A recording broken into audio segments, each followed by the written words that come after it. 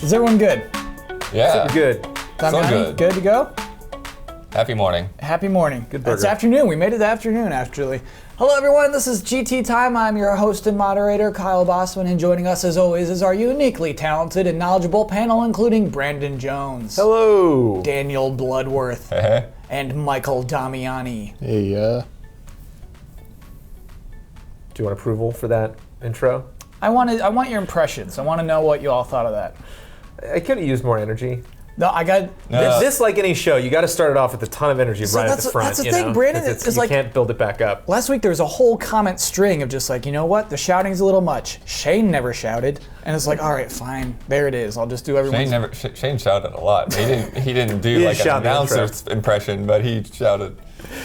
Yeah, well, I'm going a little more flat this week. We'll see. Also, no laughing. I'm going to try not to laugh. Oh, come on. My laughing is apparently... No, stop. Okay. People accuse Kyle of fake laughing all the time. They've accused me of fake laughing my entire life. And I feel like once anyone accuses you of anything your entire life, like it's got to be like, you know what, at some point, they're probably right. So I'm going to try No, that's not true. What?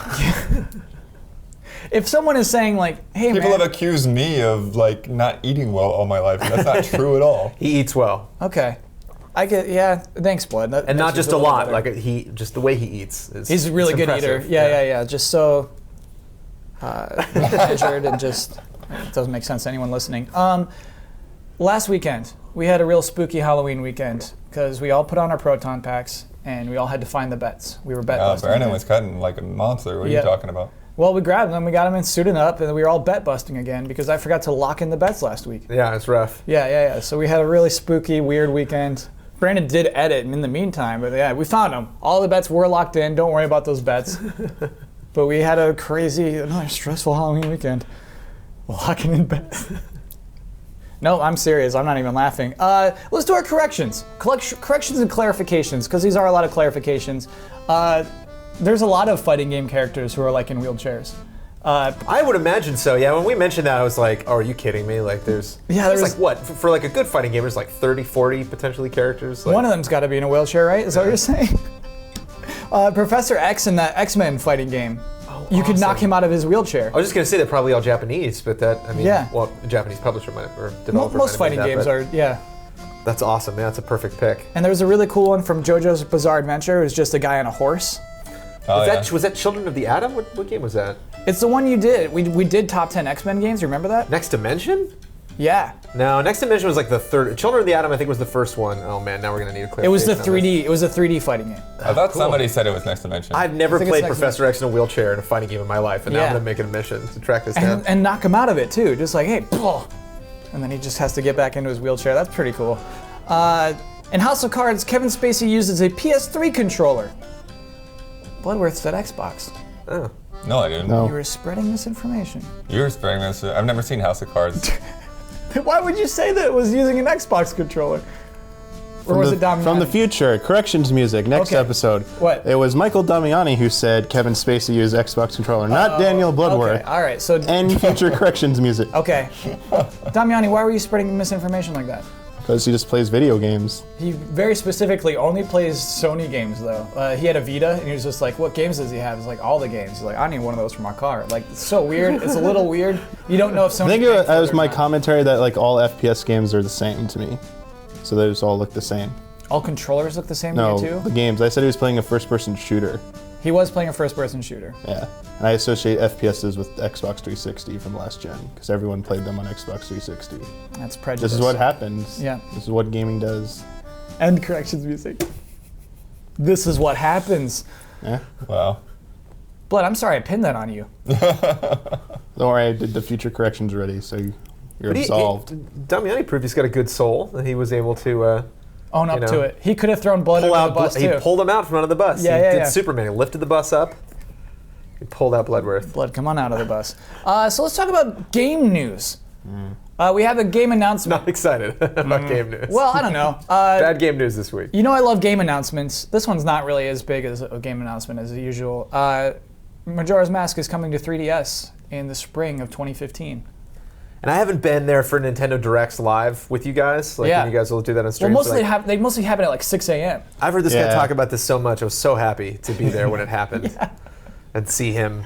Because he's trying, it's like there's the pressure to be entertaining because we're on camera and we're like, people are tuning in to get our perspective on watching the Nintendo Direct. So you want to say something funny, say something relevant, but you can hear the excitement, deep down in the well of Damiani. Yeah, that's what people honestly want. They want, instead of funny clips, they want to see your genuine reaction more than anything. I was way more excited about him being excited than about Majora's Mask coming to 3DS. Yeah. Is that exciting? Damiani, is it exciting that Majora's Mask is coming to 3DS? It's exciting. I'm glad. The way they announced it was exciting because people have been like, "It's happening. It's happening at some point." We've been joking about it forever. It's like, when are they going to announce it? It just came out of nowhere. It was like, yes, that's the perfect way to announce that game. Just show it. They showed off a ton of gameplay. It's like apparently it comes out in the UK February 15th. There's a release date up on the UK site now. Don't know if they changed it or not, but you could pre-order it there. So spring is apparently February, March-ish. And it's coming out in spring, and this is November, and they announced it in November officially. It's like, wow. Remember Ocarina of Time 3D? They announced it like a whole year before. Absolutely, at E3. It was like that stealth announcement. They showed the 3D demo. Like, oh, this is actually a game. Like, IGN got clarification. It was like, oh, no, we got, like, it's going to actually come out on 3DS. And it's going to be a launch title, but then it was, like, pushed back till June. So that had, like, kind of like a long lead time, like over a year. This is like, you got 3 months, 4 months. It's coming out. It's like, yeah, this is cool. And the way they did, just start off, like, they just begin. They do the sound effect. You hear like the like it's this like thump thing that's clearly from Majora's Mask. That's what's up, because I wasn't really like, we were still talking when that happened. Yeah. Like we saw the ESB, we're like kind of still having a little discussion, and like I hear it and subconsciously my mind's like, oh, Majora's Mask, cool. But it didn't register immediately until I saw the font. I was like, oh, this is happening. But then the first shot threw me off.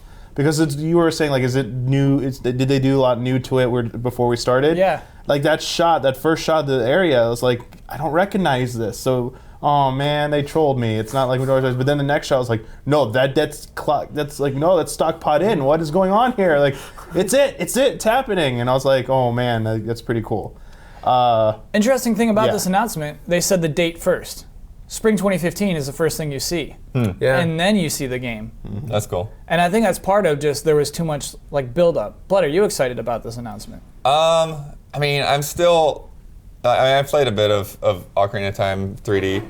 And I do like the 3D effect, but I kind of feel like I would rather, like games that are in like a 3D world, 3D space, I prefer to play on a console. So it would be cool if they somehow release these new like texture redesigns or whatever for like the Wii U. But yeah, I mean, I think it's great that they're bringing attention back to it again. There's things that Majora's Mask has done that they haven't really done in Zelda since then that I wish they would pull in. Be specific. I'm curious about what makes this game in particular special. The whole way the side quests work, all those character interactions and like locking them in and that whole logbook that you did, and it would take some different type of thinking to make that all come together without that looping time mechanic. But I thought that was really cool, and I also thought it was really cool the way you were able to actually play as a Goron and a Zora and a Deku Scrub, and just very different feel to those characters. You get to play as a wolf in Twilight Princess. Still not as cool as a Zora. Not even close. Not even close to as cool. Yeah, you know what I think is the closest thing was in Wind Waker, where it's like you got to get photos of particular moments. And there's those two people who walk around the island. Right. When they pass by, they give each other like a wistful stare, and then you snap a photo of that. That's like the closest, but that is like, this game is full of moments like that, right? Yeah, and that's the thing is like you have this sense that these are actually fully fleshed out characters, and they have lives and all of that, and there's ways to kind of bring them together. Whereas a lot of NPCs is like, okay, well, go get this thing for me, come back. Yeah, absolutely. You were playing Badlands? Is that what it's called? Hardlands. Hardlands. And I was asking, are these villagers tied to specific buildings? Because that actually, that's a big deal. Yeah. They're not. That you see people that It's why I like Bully. Bully's that way because all the characters are very specific people, and you see them. So when you recognize somebody, so when you see the messenger delivering mail, it's like the third, fourth time you loop and go back in time, it's like, oh yeah, I am reliving those 3 days. Yeah. Or, just that crazy thing with the the hand in the toilet. It's a weird game. Yeah. Yeah. Oh no, that's and that's the thing. Like I feel like maybe now going back to Majora's Mask, maybe somewhat lost on people, because there is that sense of like Twilight Zone to it, because it was reusing a lot of the same assets and things that Ocarina of Time had, but in very different ways. So it was like you had this eerie sense, but then there was also, it's like, okay, this character model is now a completely different character, and he's kind of a bad guy now. And then the dirt patches that you plant beans in are now like stuck on the side of a building, and like what is going on there? And it's like all of this stuff, and like what was it, that UFO quest with the cows? Yeah, and the ranch. Yeah. I mean, yeah. This was the first game with Tingle. That too. I mean, but it was just, there's just such a weird, eerie feel to the whole game, and it's partly because of how they reused their assets and just kind of made you feel like you went into nightmare version of Ocarina of Time. Yeah. Damian, you almost said something. I mean, Blitz said a lot about like why like I'm excited about it too, and why I care about that game. Like I wish people could go back and remember or at least see what it was like when the game came out at the time. Because up until then, except for Link's Awakening, which was really good, Zelda games always took place like in Hyrule. It's like the same kind of tropes were in there. And then even Link's Awakening, to an extent, still kind of felt a little bit like a Link to the Past. But it was unique because it did all this stuff that broke away from like the traditional story. It's not in Hyrule. It's like there's this windfish. Majora's Mask took it a little bit further. It's like we're gonna take all the stuff that you saw in Ocarina of Time and like just twist it around, like these doppelgangers, like characters who were nameless in Ocarina of Time, like Cuckoo Lady in Kakariko Village that you had to like get the 6 cuckoos for, and she gave you like the egg to start the quest, the side quest. She actually has a name in this one. It's like Andrew. She's like trying to marry Keife or however you pronounce his name. And like there's like all these characters had stories. It's like, whoa, like this is what I wanted a little bit in Ocarina of Time. I understand they took a lot of effort to make Ocarina of Time, but now they're taking those characters and giving me more of a reason to want to be in this world and explore it. And yes, it was kind of like creepy and weird, this twisted thing. I've never seen it, but I see it brought up in a few documentaries. Is the show Twin Peaks is it 2 towns with like the same people on each side or something? I may have this completely wrong. I see Twin Peaks brought up when Majora's Mask was brought up. I think it's more of a vibe. Yeah, like apparently Majora's Mask's vibe is like Twin Peaks or something. Like it was some Miyamoto was talking about it, and like in the lower third said Twin Peaks, like some show. They're both coming back. Yeah. Yeah. You can watch Twin Peaks while playing your I think the Majora's important Mask. thing is Ocarina of Time got a shit ton of remakes, re-releases, remakes. Got like the GameCube re-release with the Master Quest the first time. Then I got the 3DS remake. It's been re-released like on every freaking platform imaginable since Ocarina of Time. Majora's Mask never got anything. It got like a Virtual Console release. And that was a little weird too, right? Yeah, it was a little. Because the expansion pack made it hard. Well, it was included in the Zelda collection, that like 4-game bundle, but it had GameCube. audio issues. Like I could play it on GameCube, but it Really? would crash. It had audio delay issues. It wasn't a very good port. And then you had the Virtual Console version, which was a little bit better, but it always felt like it was playing like second fiddle. So I know there are people.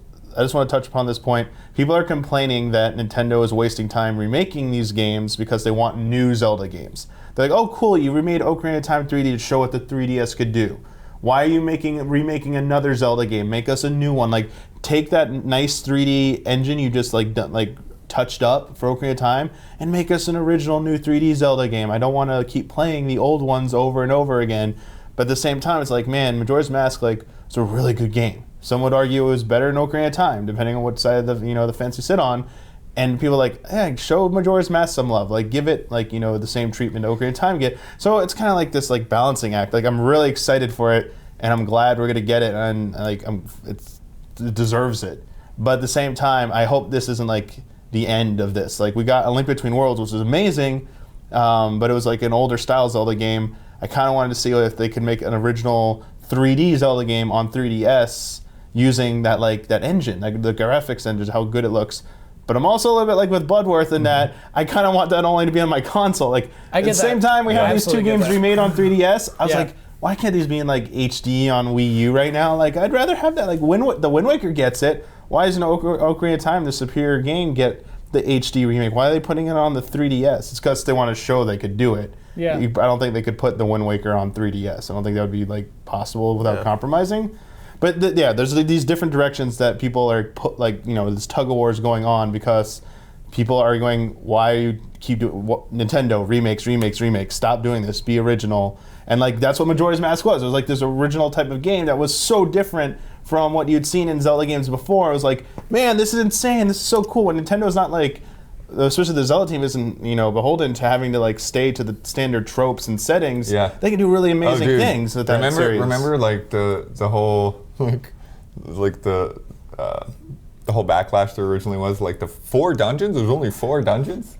Without understanding how that whole scope of that game worked. That used to be the biggest thing. Like Majora's Mask is not better. It only has 4 dungeons, guys. Like Ocarina of Time had like 12 or 13 dungeons. What are you guys talking about? So that's what I think is actually interesting about Majora's Mask. Is like this game exists because of its limitations as it is. Basically, the 3-day life cycle, the smaller environments, the number of dungeons is because I think they had a year to make it. So they had less than 2 years to make it. Like Miyamoto went to AJ Onuma and told him, I want you to make a Zelda game in 2 years using Ocarina of Time's engine. Yeah. Like we took so long to release Ocarina of Time, we don't want to make fans wait too long for the next one, but we also spent all this work on this engine, like or it was modified Mario 64 engine, but tweaking it to deliver Ocarina of Time. Like, why can't we just let's get out another game? I want to see what you can do in 2 years. Because remember, Onuma, this is the Majora's Mask, the first one he was completely helming. Yeah. He was basically, you like get going, man. Like this is your like trial by fire here. Like what can you do? And you get 2 years to make a Zelda game. Yeah, you can't make it as big as Ocarina of Time. Like you have to. Well, no, he didn't say you can't make it as big. He said like these are your limitations. What exists there is what you're starting with, but like you need to have a finished product. Yeah, 2 years. And so that's what I think is cool. Is from those limitations created a game where the characters matter, the NPCs matter. This world is more compact and becomes because of that more alive than any village that's in Ocarina of Time. Yeah, like it's not as expansive as a world as Ocarina of Time. At least it felt that way to me, but like the difference is there's more to do. Like that whole argument about open world games, like do you just make it giant for the sake of being expansive, or do you care about density? Like going, like people used to argue like Arkham City, like man, that world's not that big, but like there was so much to do at any point. Like there weren't like NPCs around, but activities, side quests, like that's what Majora's Mask was. Ocarina of Time did have side quests and stuff, and it was like trying to process that game when it first came out, I think kind of let people like look away from the lack of like side content. It did have a lot, but not as near as much as Majora's Mask, especially like with the NPCs. And like what Majora's Mask, like man, can they build? And that's what I've been hoping for. Is like, can you make another Zelda game where you have the expansiveness of like an Ocarina of Time, or again like a Twilight Princess, but you make it feel as dense as Majora's Mask was? And like they have never achieved both of those. I don't think anyone can. I think you have to choose one or the other, basically. I mean, that's what everyone argues, but I think like some games have like kind of proved. Like I think Arkham City kind of proved that like you can do that a little bit. You might have to sacrifice just a little bit of the expansiveness, but maybe that's more valuable. Like you give the illusion that it's super expansive because there's just so much to do. It's not like just run from one side of the like field to the other side of the field. Like it looks huge, but it takes like 5 minutes to do it. Or like what was it, Final Fantasy 15? They're like, it's gonna take you an hour to cross this giant zone. And like watching that demo, I understood they said like we removed enemies and stuff because we don't want to we want a smooth demo to show you guys. But like I don't care if I see those mountains and can walk to them anymore. I want stuff to do in between there. There better be some caves I can explore. There better be like, I come across like that. They said like there might be houses. Like that's what I want to see in like Zelda as well. It's like give me stuff to do along the way getting there, and give me a reason to want to go off in this direction, not just for I just want to see what's over there. Like that's not enough anymore. And that all goes back to there has to be a reward. Otherwise, you get into like the whole, again, you get to waypoint simulators. Like you just end up going to whatever the thing tells you to go to, and you just go by all of these buildings and things and don't even realize, it's kind of funny, like, the crew, it has these landmarks in it, right? Yeah, you have a whole But country. it's like, if they didn't put those things on there to like stop and look at that building, you'd never know that they recreated that building, because you're just gonna drive by and go to wherever you're going. And so, especially like, an adventure game, like a Zelda game or something like that, like, you need to design that kind of thing. And those, what was it, Twilight Princess? Where Miyamoto was like going around and like like poking the designers and stuff is like, hey, why is that rock there? Like every little stupid thing in the world, Miyamoto like wanted a justification for. Well, that's a little. Why is that rock there, Kyle? Because sometimes there are rocks that are naturally in Miyamoto. Please You're let me. fired. Please let me. No. Let me. I'm designing a temple right now. Please don't look at my rocks. I mean that's fine. Like question that, but like if you look at Twilight Princess at the end, like I think while it was nice to have a nice giant overworld again, there was like almost nothing to do in that overworld. It's like it was just basically you were traveling. The field, between- the field was there for horse battles. Yeah, it was like for horse combat, and like okay, and even then like the horse combat wasn't like that like fun after a while. Or it was fun for a little bit, and it was like all right. Other than that boss battles, like. Like any more cool stuff like that? No, not generally. Yeah. And there was that the was escort mission where you got to protect the carriage. That was like my first failure of that game. I was actually. like, I failed there at wasn't that. enough of that type of stuff. Yeah. Like, but Majora's Mask had that. And the other thing was, yes, Majora's Mask had like all that stuff that couldn't fit into Ocarina of Time, like that time system. That seems to be the most polarizing thing about that game. I think you people can't do the either time system love again. or hate that time system. Yeah. But this is one thing. I don't know if they've said anything about it. I think the reason people hated that time system so much is because how the save system worked in Majora's Mask. You had like 2 files, and then you had like the owl statues. So you could either hard save by resetting the cycle, going back in time, but you lost all your progress. Main quest items were retained, but disposable like bombs, rupees, progress within dungeons was reset back to 0. Mm-hmm. Or you could use the owl statues, but it was like the quick save feature in a lot of games. Once you came back from it, that save was erased. Right. So If you people would die, either lose progress, forgetting, oh, I saved, why did I lose my... Oh, I didn't do the hard save. Like I hope it was because of the limitations. I believe they tried to excuse it, saying like, "Oh, we wanted you to like feel like the world was more alive." Blah blah. It was a limitation. Yeah. And I hope that they give you proper save systems. At the very least, you can just close your 3DS now and open it up later. Yeah. Even if it's just like because so much time, like everything was moving according to like that timer. It was just too much for the game to save state all those like specific instances. They could do a quick save, but it couldn't like overwrite your like main save. So fix that. I think will alleviate some of the complaints about that. I hope it sells crazy. I hope it says, "Hey, make more weird games." You know. Mm-hmm. It'd be hilarious if it outsells Ocarina of Time 3D. It could. It definitely could. Speaking of weird games, Nintendo's got some new IP, and they showed it also during this Nintendo Direct. Sorry, Blood's like new IP. I mean, relatively new. We have Splatoon, and we have Codename Steam. We always say, Nintendo, where are your... I missed Codename Steam, somehow. What, sorry? Somehow I missed the Codename Steam, whatever Oh man, that they is. even showed it at E3. Everyone's always just like, Nintendo, where's your new IP? Stop making Kirby remakes. Where's your new games? They're like, here are our new games. Here they are. What do you think of them, panel? Brandon's been quiet for a while. I forgot the other one that you... Splatoon. Oh, Splatoon looks great. Yeah. Yeah, Splatoon looks like a lot of fun. I think just really fun. Steam, the style looks neat, but there's just something about the aesthetic of the world that doesn't really gel. I can't tell if I'm supposed to take it seriously or not. And You're not. well, I did like the Ghost Recon game for 3DS. It was actually one of my favorite 3DS launch games. Oh, the launch game. So Yeah, I could see that style of a game working really well for a portable experience, unless like the matches take forever, and then it's like, I mean, you can pause it just by closing the clamshell. But yeah, I think Splatoon is probably one that I dig more. But I don't get the like long-term like, oh, we're really investing in these huge new IPs, much like a Bungie investing in Destiny or something, or like even Activision investing in that. That's a It's good just kind of point. like, oh yeah, this is a new name that you're not familiar with, but it's not something where it's like, we're gonna get Project Steam 2, 3, 4, 5, 6. Yeah, and if you think of how like... Splatoon feels like Boom Blocks. It's something like, oh, we'll always remember the Wii U. Like that was just one of those really breakout, fun new IPs that came out for that, but like not something that's gonna be a part of our lives forever. I think it is kind of like that. I think if it succeeds, they'll definitely keep it going. I think you're right. It's not like this thing where they had all of the press come to visit them and walk around their studios and sign NDAs and just like, we can talk about Splatoon, but we can't talk about Splatoon. Like they didn't. There was never anything like that, like there was with Destiny, which was still absurd. If you think about that event in hindsight, that first press event, where people came We away thought it with was nothing. absurd when it happened, but Yeah, okay. it's even more absurd now. What do you think of those? What do you think of those games? No, I was glad to actually like see some single player on Splatoon, because at E3, I think it was kind of uncertain, what it would be like, or if it would even exist.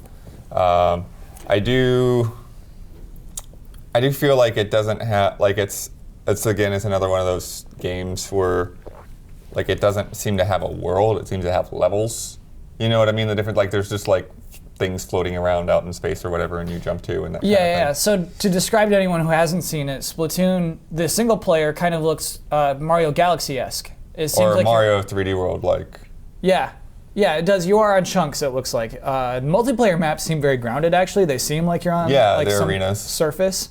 But yeah, they do seem like little planetoids, basically, that you kind of flop in between. But no, I thought it was funny too when it came on, and they were trying to describe what the characters were, and I'm like, you should just stop. Just The octopus characters who are like tentacles with legs? No, they were talking about they're squids, but they can take human form. Oh yeah. And it was like, you don't.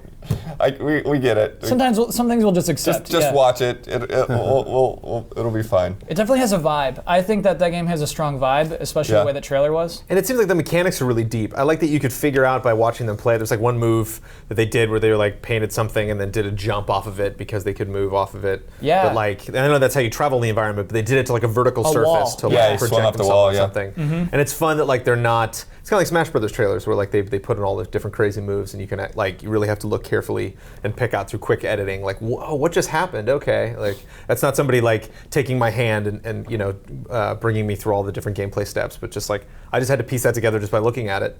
So it's kind of fun that they just a lot of good gameplay trailers. Like a lot of them, the Treasure Tracker trailer was really great. Absolutely. A lot of just letting them their games speak for themselves. Which is why, again, just touching on Majora's Mask really quick, but I love the announcement just like rolling right in with the trailer. Just like, and we'll just show you that, and that you get it.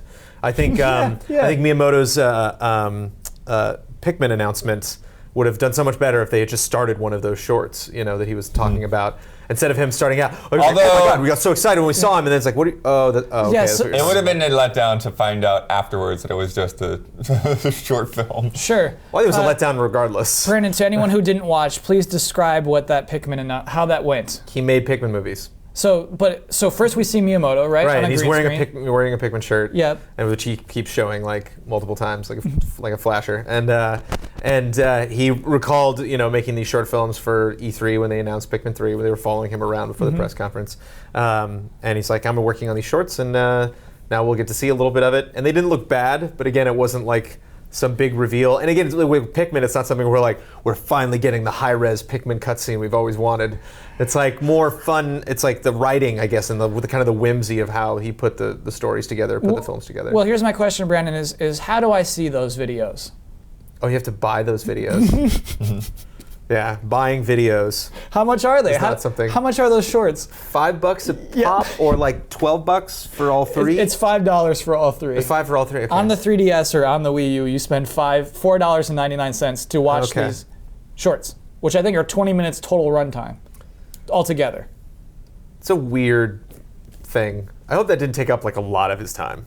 But then again, I also remember saying while the stream was going that man can do whatever he wants. He can, he absolutely can. Maybe it's better that he's doing that. He's already got his lifetime achievement award why the rocks are there from Brandon Jones, so he can. When he was making Donkey Kong, no one was over his shoulder saying, "Hey, why is that pixel there, buddy?" You don't need some people. You don't need that. It's a different era. They don't need him doing that. Oh, he gets me angry sometimes. He really gets. That cocky Miyamoto. Let's quickly, as we wrap it up, talk about how worthless Amiibo is. Basically, it had been a secret how Amiibo would be implemented in other games other than Smash Bros. Until this announcement, until yesterday's Nintendo Direct. We learned that the implementation of Link Amiibo in Hyrule Warriors will give you an exclusive item. Not exclusive. You can pay for that item or with real money, or you can use your Link Amiibo to get that weapon. If you use any other Amiibo in Hyrule Warriors, you get a random item. Just like here's some, you can get rupees, or you can get a random little. I'll tell you when the worthlessness of this is going to get really extreme. Yeah. So, Rapunzel. We were playing in Disney Infinity the other day, and you popped Rapunzel on. You were like, "Oh, can she whip her hair around?" I'm like, "No, she uses a frying pan." You're like, "Oh, come on!" But you were still like, even though we're in 2.0 now, and the new characters came out, and Marvel and all that stuff, she still works. You can still put her on the base. Yeah. She can still jump into the game. She can still play. She can use any items. Any upgrades that they add to the game will affect her in the toy box. She can still run around. These are all Smash characters that they're now kind of in this season, in the 2014/15 era of Amiibo. They're trying to figure out what games those are going to connect to. In 2016, those Smash Brother characters are going to be worthless. Yeah. All the games that they're coming out with in 2016 are not going to connect to these Smash Brother characters. They're going to move on to something else. So unlike Rapunzel, who even 3, 4, 5 years down the line is still going to be playable, even like that Gen 1 Spyro you got is still going to be playable in Skylanders, and you can still, might not be super effective or very interesting. He was good. He was but all right. Can still Gen do 1. something. Can still go in the game and run around. Some of these characters will literally have no functionality whatsoever with new games at all. Yeah. That's my fear. I think that's where they're going. No, I mean, if you have, let's say, Wii Fit Trainer, and you try to use it on Mario Kart, it will do nothing. Right. You don't get anything for that. It's just like, no, thank you. Don't own that amiibo. Well, I mean, the thing that was weird to me is the ones that are for Mario Kart. Like, there are a couple of good-looking ones, but it's like, oh, well, you can make your Mii look like another Nintendo character. And I'm like, Mario Kart is full of Nintendo characters that are not, like tied to a Mii He's such a realist, man. It's worth explaining that. Yeah. So there are It seems so obvious, but there are 8 amiibos that are compatible with Mario Kart, and that's what they do. You get a costume for your Mii that your Mii But will I wear. don't even usually want to drive as the Mii. I want to drive as another Like Yoshi better pajamas, character. basically. Yeah, exactly. Like you get a Captain Falcon outfit for your Mii, but you can't play Mario Kart as Captain Falcon. Yeah, even though Mario can steal his car. Yeah, exactly. Mario has stolen There it his is. car in the There's new that, DLC. there's that Grand Theft Auto Mario that people have been talking about all this time. Yeah, so there it is. Amiibo. Damiani, you like Amiibo? I'm kind of. It seems like yes. What are you trying to say right now? I don't really like it. What do you love about kinda Amiibo? wants to like it, He though. does. They What's need going their on? own. I thought there was gonna be a game for it. Like that's what I got excited about. Or there would be a special version of that character unlocked when you like I thought, oh, Hyrule Warriors, you're gonna get like a special edition Link character to fight as. Nope. In Smash Brothers, you're gonna get like alternate outfit like Link or something like not like stupid meek clothes, but like an actual like cool version of Link, maybe like Fierce Deity Link or something. I don't know. But and then like maybe down the line there's gonna be like a specific Amiibo Nintendo game. I was like, all right, this might be cool.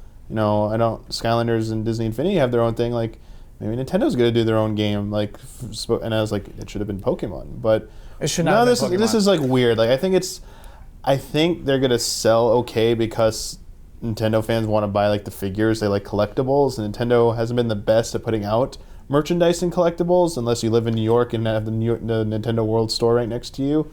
So it's like a way for fans to finally like purchase this stuff and like feel like they're part of like the whole consumerism like merchandise part of Nintendo, which makes Kyle cringe.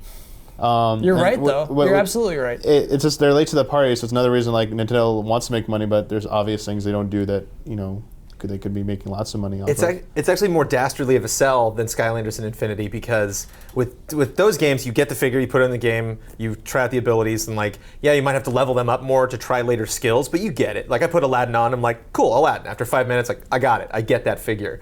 Whereas like the way they sell Amiibos, it's like, well, here's what they unlock in these games, and who knows what they could do in the future. I know. Yeah, like, this is a message. Who knows what value you could get out of these figures? It's like, I'm just worried it's going to be too ambiguous at Probably some not point. more. And like, there's going to be the focus on what a new game does, and then like the Amiibo functionality is this whole other thing, and people are going to lose track eventually of like, wait, what does this one do on this one? Like, do people just like start just trying it, and then they're just going to forget about it after a while, and just be like, these action figures. Who knows? Yeah, like it's just not very. Infinity has a Hall of Heroes where you can go and you can see your figures all lined up in the statue form when you unlock them, and however high level they are, it turns from like a bronze statue to a silver to a gold. Cool. The Mii U, what is it called? I don't know the Mii U. The Wii U, what's your little like hub where you hang out? I don't own this console. It's called Miiverse. Miiverse needs a Hall of Heroes for Amiibos. Plaza. Miiverse needs a social plaza where when you put your figure on, you become that character and you can run around that world and interact with stuff. Brandon, I wish Nintendo Maybe set it up like consulted Nintendo. you. Maybe it's up like Nintendo Land. I wish Nintendo consulted you. I wish they said, okay, we're going to do some toy initiatives. Let's talk to Brandon Jones. Let's figure out what we have to do. I'm still I mean, Brandon they at could do something GameTrailers.com. like They can that, 'cause email me anytime. they have the Animal Crossing Plaza. Yeah, it could happen. Connected to the 3DS game. But the thing is, I like the idea of Miiverse because it pops up right when you open up the console. Yeah. You know what I mean? Everyone sees that, whereas you have to like access the Animal Crossing thing.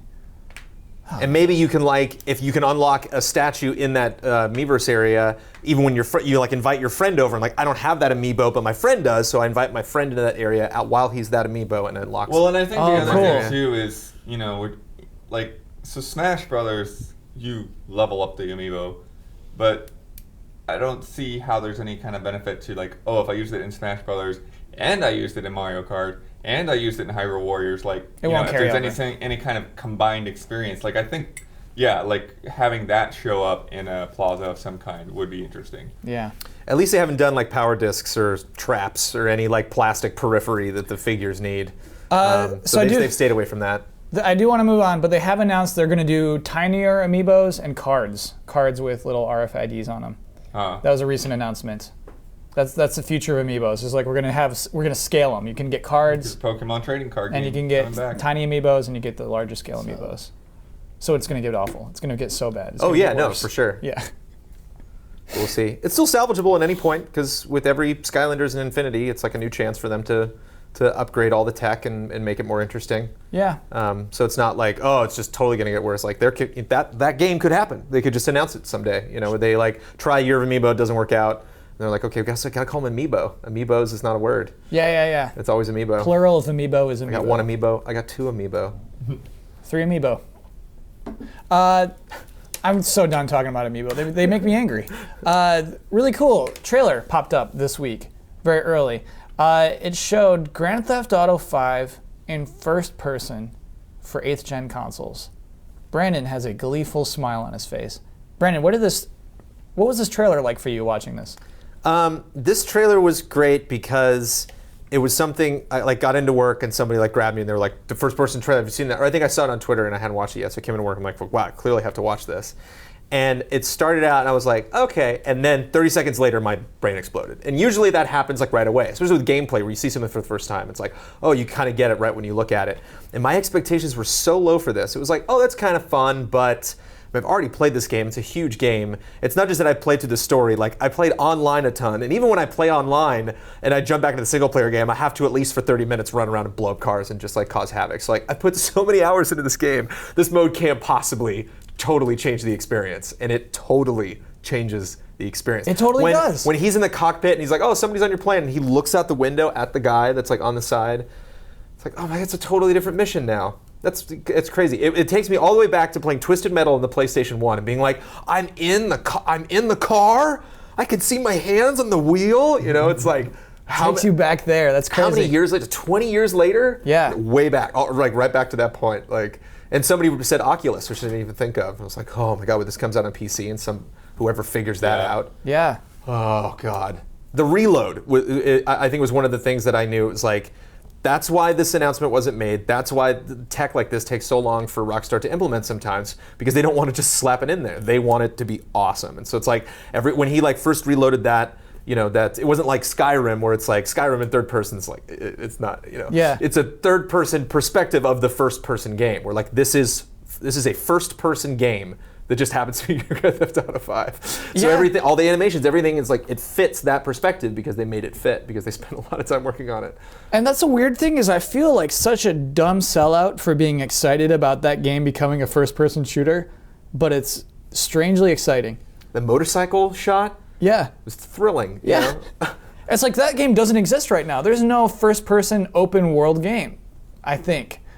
So it's First person, there is, but there's no Wait, first what do you person. mean? I mean, Far Cry is, Yeah. you know, Far Cry 3 is, you know.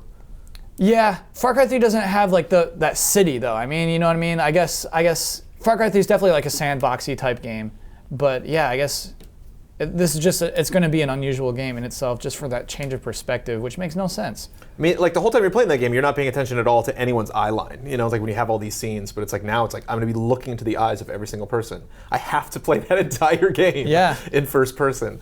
Damiani's eyes glazed over. Are you not excited at all about this?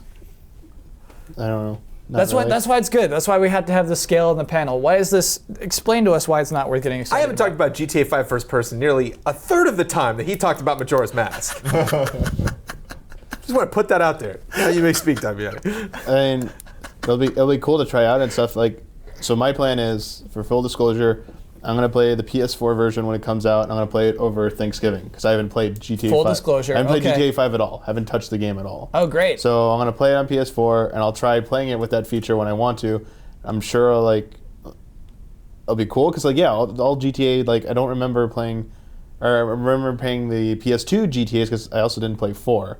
I played the PS2 ones and I stopped playing them. Okay. And it'll be interesting to be like being so used to the over the shoulder, the wide view, and all of a sudden like going into first person or something like that, it would be like, like this might be cool. So I'm not like blown away by it yet because I really haven't been paying too much attention to it.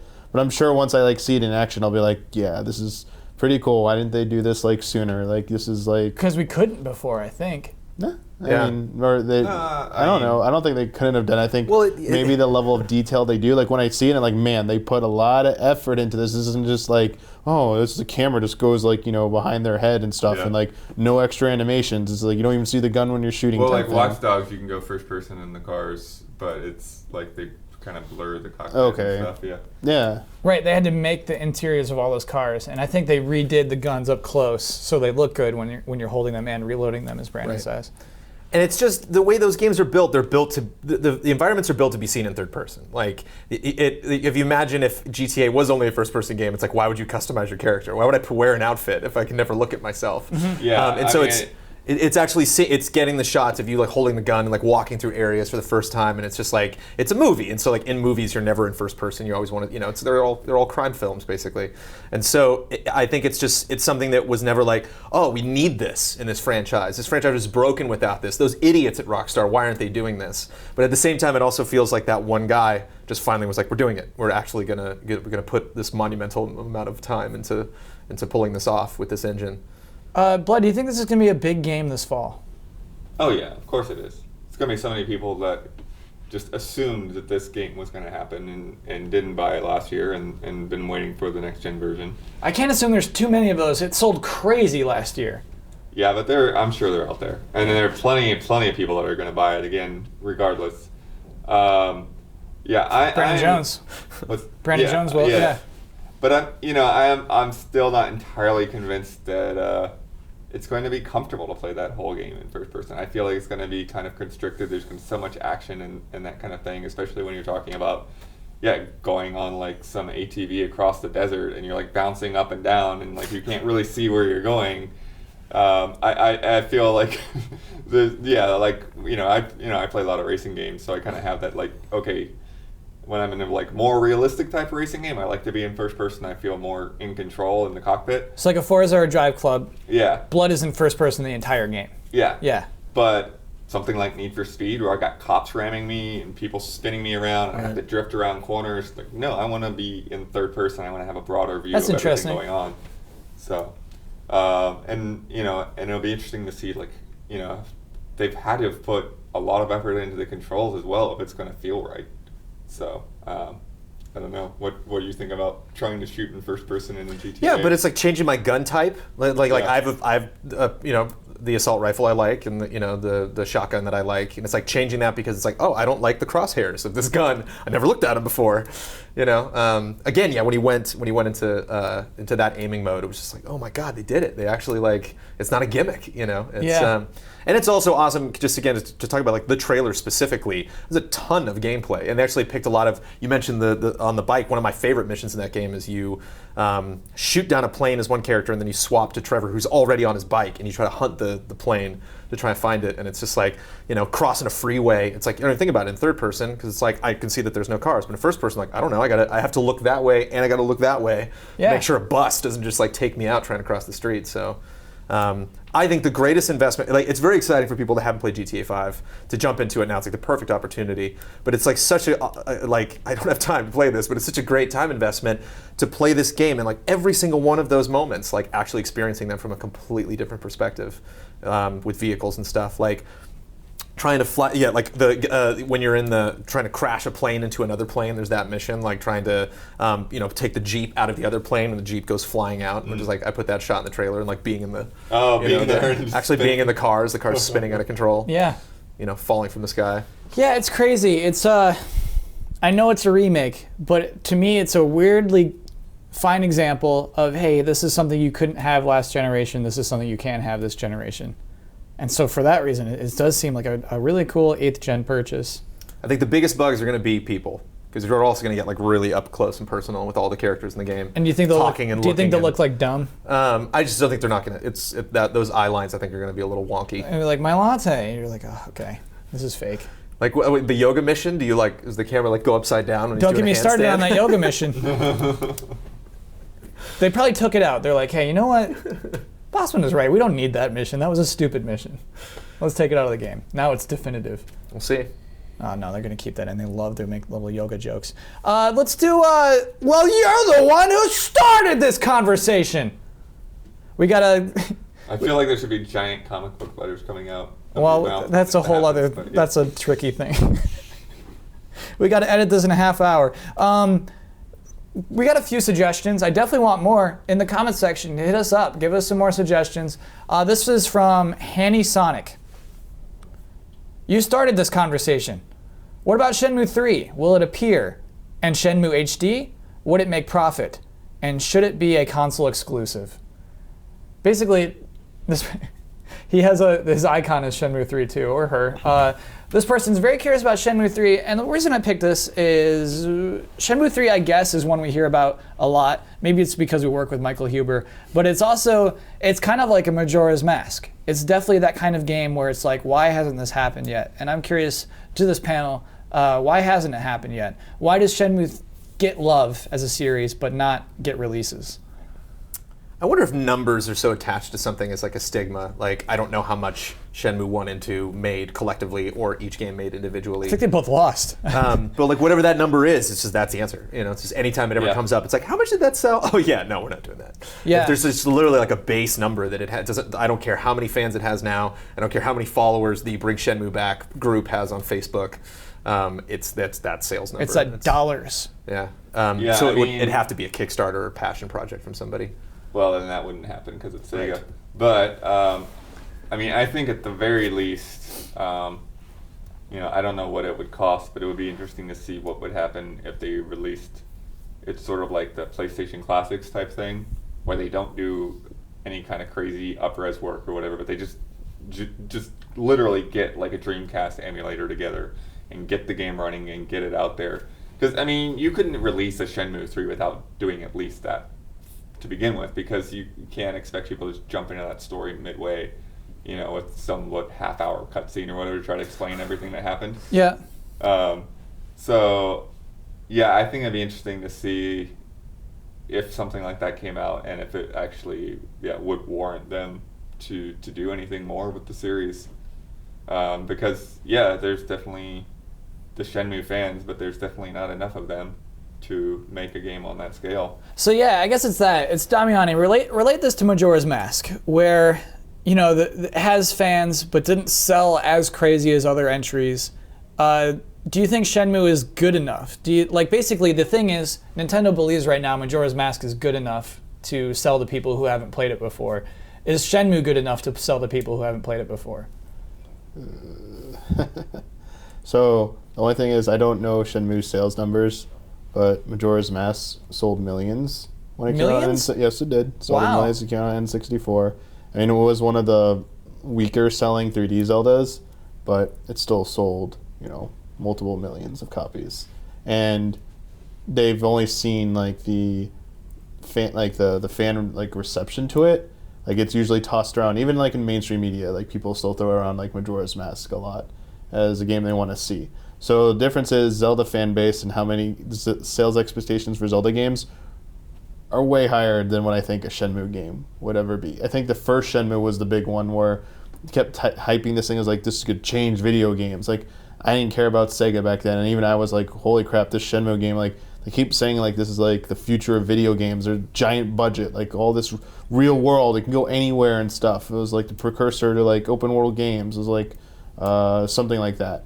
It was what they were building it up. It's kind of funny because they both have that whole system where you could follow a character around for a day. Oh gosh. There's that parallel. Yeah. And it didn't sell well apparently. Well, the Dreamcast didn't apparently because Sega said bye-bye to hardware, and then they changed up how they did their strategy. However, I don't know. I think Kickstarter I don't understand why Sega can't do a Kickstarter. I don't know if there's a legal reason why a company that actually developed games can't be we can't start a Kickstarter for this game for some reason.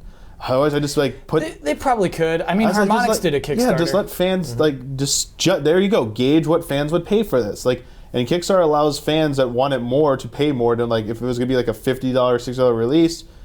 At least the Kickstarter would be this person might donate $1,000 because they just want it that badly. Like they might have that disposable income. Like I've wanted Shenmue 3 forever. Just let me like have the chance to pay. I can't fund the Huber whole would give game, them $1,000, but like I could yeah. give you like get a few of us together. We'll get you enough money. Like I don't understand why they just. That would be the easiest path to just getting this done. So it's like do a Kickstarter, see how much the fans would pay for it, and if it's like you see like oh that's enough to cover the cost of development of Shenmue 3. There you go wild. We don't have to worry about sales of this game, and anything it does sell extra, it's extra money to us. The only other way, I keep trolling about this, but it's only like a half troll because it's also half serious. The only way this game is happening is if Nintendo goes to Sega and it's like, hey, like we like helping your games out and stuff. You know, we want more exclusives. We did Bayonetta 2. Microsoft and PlayStation, apparently, like, you know, everyone thought Mark Cerny was going to bust, you know, with, they were going to, like, what was that event where they had to talk about Shenmue? And everyone's like, it's going to happen. I think it was PS4 GDC? PS4 Shenmue 3 is happening. And it didn't happen. It was like, yeah, because, you know, Sony knows that game won't sell enough. Nintendo Yeah. just be like, hey, Shenmue 1 and 2 HD on Wii U exclusive, and then Shenmue 3. And then we'll give you some money and you make it work, and we'll give you resources. And it sells 500,000 copies, we're not even mad.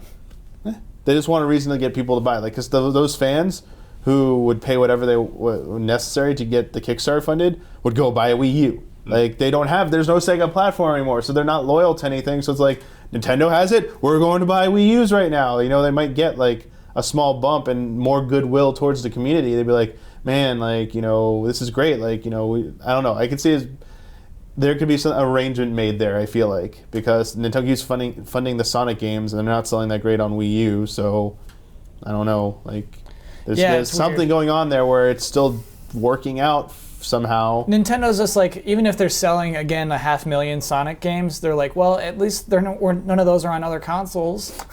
I think that's where that money proposition comes in for them.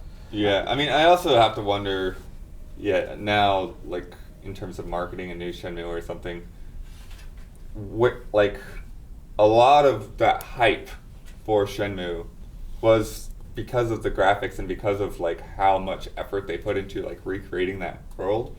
That's a great point. You know, and Yeah. so it's like, oh, I can like walk around the kitchen and I can open the fridge and I can open this drawer and I can, you know, see all of this stuff. Yeah. And like now we get that in a lot of different games. So like, what's special about Shenmue other than continuing that story? Right, for Shenmue to have to be that, it'd be an enormous budget for, oh my gosh, for it to do what Shenmue did then, for Shenmue to do that today is kind of unfathomable. Yeah, so it's interesting to think about like what they would have to do to actually plan out Not to mention just make it. open world games in general. There's just a ton of open world games now. I love the genre, and I just get like, you know, I can just bask in the glory of open world, you know, like Shadow of Mordor, GTA, like even just Sleeping Dogs got an HD remake. That was great. Oh, you know? I remember like being just blown away by the fact that like you could pick up a soda can and look at the ingredients in your hand, you know? It's like there's so much detail. And now it, you know, like GTA's got a ton of that kind of thing with all of their funny brands and stuff. But what if there's a trailer for Shenmue 3 where it's first person? Yeah. Next gen? Mind's blown? Maybe. I don't know. It's true. It'd be so hard for them to have that impact they had on Blood looking at the can today. It'd just be another tens of millions of dollars. So that's our you're the one who started. You're the one who started this conversation. It is, because that poor person. We can start a conversation. We don't know how to end it. Poor Hanny Sonic like probably wanted us to be like, yeah, that should exist. It's going to. We're gonna have it. We got the best idea of how you can do it. Yeah, and that's why the segments. Well, why the hell's Grim Fandango coming back? Everyone loves it. Didn't sell that well, right? yes. No, Really? no adventure game sold well ever. Yeah. You Sony like, worked for it. It was just totally a passion project. Yeah. It's just some meeting that went really well. Yeah, You know, like that's what it would take. they even made like a coy joke about Tim Schafer. They put him up on screen. They're like, "Look at this crazy guy who we're working with." Yeah. He just wanted to make it. We were like, "Okay," you know, like. It just has a very friendly vibe. It does. You can't really zero in on like clearly Fandango's coming back now because of blank. You know? But that's so much easier to do than even a Shenmue HD. You know, it's just so much It easier. is. So anyway, if you want us to poop on your dreams, please give us more segment ideas. For you're the one who kind of started the conversation. It can still happen. It all takes is one weird deal. Anyway, let's do our closing bet for this week. BlizzCon is this weekend. We have a few staff members going to BlizzCon this weekend. How many minutes of the opening ceremony will be devoted specifically to StarCraft? Ooh. as our bet this week. Damiani, you may go first or last. I will go last. Okay. Blood, what is your bet? Gosh. StarCraft, huh? Yeah, StarCraft. See, this is the problem. I'm not at all. familiar Opening with ceremony this is stuff. 45 minutes long. Yeah. It's Yeah. about time for them to announce the Protoss. No, I know that much, but beyond that, it's kind of tricky because I'm just not familiar with how the event usually goes. I'll go with 8 minutes. Okay. Brandon. 7 minutes. Ouch. You really undercut Blood there. That was my number. I was gonna go. I'm going with 1 minute. Kyle's gonna get the win. There's nothing there. Well, I don't know, because Damiani gets last bet. All right, 10 minutes. Ooh, he's going high. How could you see them doing 10 minutes of StarCraft? Because if it's 45 minutes long and they're talking about StarCraft, they're going to talk about WoW, which will get the majority of it. Uh-huh. And I bet they'll have one in Hearthstone. I bet they try and keep And it Diablo. one third. Diablo's going to get the least amount of time. Yeah. Yeah, you're right, Diablo will actually. get They as probably much won't as have you. much to say I about bet, Diablo. so it's 45 minutes, like WoW will probably get 20 minutes. Hearthstone will probably get like 10 minutes to 15. And it's like, what, 30, like... And you gotta account for like 10 minutes of, yeah, how y'all Oh doing? no, totally, because they have to bring out so many people, and Yeah, there's yeah, so yeah. many guys that just love talking, getting up on stage and stuff. I even went to like the Draenor like trailer announcement event, and there was at least 10 minutes of them, like, hey, what's up, everybody? Let me Just hear ya. yeah. Let me hear ya. Any horde out there? Woo, okay, I can't which is hear you. which is great. That's why BlizzCon's great, because it's so genuine, like all the excitement and all the fervor. I just feel like each game will get at least 10 minutes of that 45, and then that gives like 5 minutes of like hoopla at the beginning and end or whatever. Yeah. 2 It's minutes just, for it's just an Metallica. opening ceremony. I'm gonna guess that there's gonna be at least one new game there too. Opening ceremony is A what they new game from Blizzard? Rock and Roll Racing 2. Bloodworth, do you realize how huge that statement you just made is? Yeah, but they've been talking about that. How Hearthstone was like, it's a really small game, it's successful, and they canceled Titan. Yeah. You know. So you think they're just going to come out with a new game suddenly? I think that they Rock and Roll have- Racing 2. It's called Heavy Metal Racing, starring Metallica. I'm calling it right now. that'd be cool. All right. Yeah, calling it right now. mean, I don't know for sure about that, but I think that they probably have multiple Hearthstone-sized games. It's in the gonna wings. it's gonna be That'd be DLC, interesting. Heavy Metal Racing, just like Hearthstone. It's gonna be a smaller DLC. game. Not DLC, but like it's like it's a downloadable game. Oh, okay. No, there's no way that could possibly work. I do think they'll do PvP for Diablo 3. I think that'll finally show up. And I'm buying in on those rumors about a PvP console World of Warcraft game. That's such a cool idea that I think it's got to be real. Maybe. Because like that's the way to put Warcraft on consoles is like don't do the whole world, don't do the world. Yeah, the movie. But I'm talking about the movie too. oh yeah, that movie's gonna take up 10 minutes. We'll see. Okay, cool. Let me lock those in. You just saved us like a whole weekend. Yeah, man. another whole weekend of bet busting. We have a twist. We have a twist, ladies and gentlemen. Last week's bet was how many words would be in the final sentence spoken by Kevin Spacey's character in Call of Duty Advanced Warfare. I like Advanced Warfare. Advanced Warfare. Brandon Jones thought he remembered. He thought he knew. He thought he had this one on lock. However, if you watch the scene, the final scene featuring Kevin Spacey, again, I'm going to try to avoid spoilers here. All right. He says 2 words in his final sentence. All right. The first one is with 3 A's and 4 H's. Did you bring up subtitles? It says it in the subtitles. Says with subtitles. I'll go with subtitles. I'll go with subtitles because that's a definitive way. You can count. Yeah. You can count subtitles. Yeah. So, the winning bet is 2 words. Bud, you were gone at the moment, but Ian made a bet for you of 2 words. Nice. I lost the game I played. Ian, get me back in there. Ian got you back in. Blood, that's your first win in a long time. It is. So now Blood is at 11. He keeps his lead of 2 over Damiani at 9. Me at 6. Brandon Jones at 5. I can't believe that happened. What a switcheroo. I was not expecting that. You don't I was even not expecting that. you don't even hear the that much. Like, I think what happened is really going to try to avoid spoilers. Kevin Spacey saw that line. I feel like some actors, voice actors even, they see the script and they're like, I'm not going to do that dumb little thing in there. Right. I don't think he's, you know what I mean? But what they end up putting up as subtitles is just what the written script was. And so it was 2 words. Sure, that's not a spoiler at all. I mean, he could just be like, ah. Yeah, it could be, Yeah, exactly. lifetime. Get back on the beach. No spoilers at all. Well, now I know Kevin Spacey makes it to the end of the game. Thanks, Kyle. Sure. My coffee. That's 3 words. I don't even know. Wow. Relaxation. Because you know those COD spoilers, man. People lose their minds over that stuff. No, the whole game leaks like 20 every time. You know, it's so ridiculous.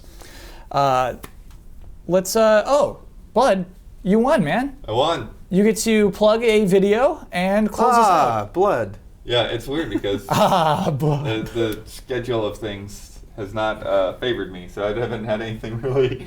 To plug? You have nothing to plug right now? Wow, not a fan of anything we're producing right now. What's that? It doesn't have to be your own I'm video. producing I have my hands in practically half the stuff that we're doing, but anything that's I have super ownership of. You don't have to own it. You can just be any video you like on GameTrailers.com. No. Uh-oh. I don't know if it'll be up. It should be up. Trailer Academy. Trailer Academy is back. Oh, that's nice. Thanks, Blood. I mean, I still have to watch Rough Guys, but I'm excited. I think it's really cool. What is Trailer Academy? Yeah. Trailer Academy is where Brandon tells people what to do. He analyzes and critiques trailers, and and now for this new set, he's actually going to the companies to see how they make their trailers and what they do. And so it's not just Brandon himself, but it's going to the people actually doing it. Who's he talking to this weekend? It's the WildStar guys, right? Carvine Studios. Yep. Who are thankfully local. Yeah, Very cool. yeah. I mean, California. it's kind of a weird, to me, it came across as a weird pick to go with the first one of these, but yeah, it's definitely interesting to see how it all comes together, see a little behind the scenes animatics and all of that. He picked me. He promoted me. It's good for Blood. Blood approved. That was good of you, Blood. That was good. That was a good plug. Thanks, man. Good plug. Now I Blood. got to do something nice for Blood. Yeah, exactly. Brandon always hogs the plugs to himself. I mentioned 2. They're all mine. But yeah, so here are all of our Twitter handles, and check us out, and we'll be back next week. Is there anything else I'm forgetting? It's been a while. Just say thanks. I always like saying thank you. Yeah, thank you. Check out the comments. We'll be there.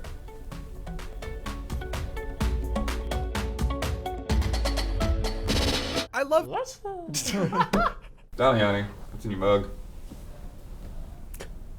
It's gonna be ridiculous. Always. It is gonna be ridiculous. I'm looking at you, Kyle. Ready for this? I don't think so. Oh, come on! Wait. You can't do that. You can't do that yet. Yeah, I can. Can you? Yep. Are we under embargo? Are we nope. under an amiibo embargo? Unlimited photos and videos of amiibos is permitted right now. Wow. Well, there we go. There's- Yeah. If you're just listening to us, Damiani Yeah. pulled a Mario amiibo out of his mug. Where'd that come from? I didn't unlock any features in my mug, though, sadly. See? No special GT time character. False advertising. I was thinking when we first started, I was like, oh, it's a shame. It'd be great if you pulled out an amiibo, but we can't. Yeah, But apparently we can. They can. Unlimited video. Says it on the sheet. Unlimited Nice. photos and videos of the figures. So is that a good figure? What would you say about that figure?